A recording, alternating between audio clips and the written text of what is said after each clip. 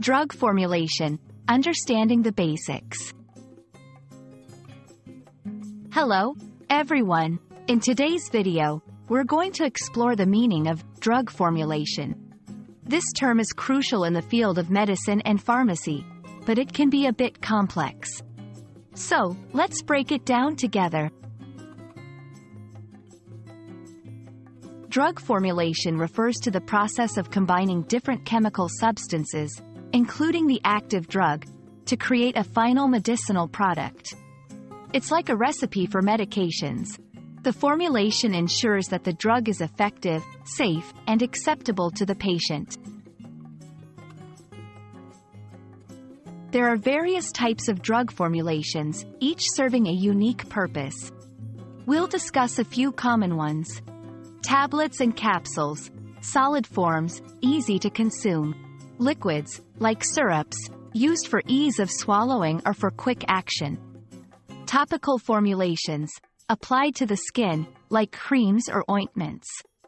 Inhalers, used for respiratory conditions, delivering the drug directly to the lungs. The formulation is critical because it affects the drug's performance. It determines how quickly the drug works. The formulation can control the release and absorption of the drug.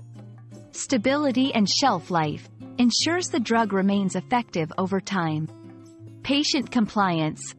The easier a drug is to take, the more likely patients will adhere to their treatment plan.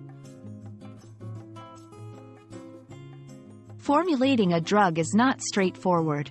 Challenges include balancing stability and efficacy, finding the right ingredients that work together without reducing the drug's effectiveness. Patient-specific factors, considering allergies, age, and other patient factors. Regulatory requirements, ensuring compliance with health regulations and safety standards.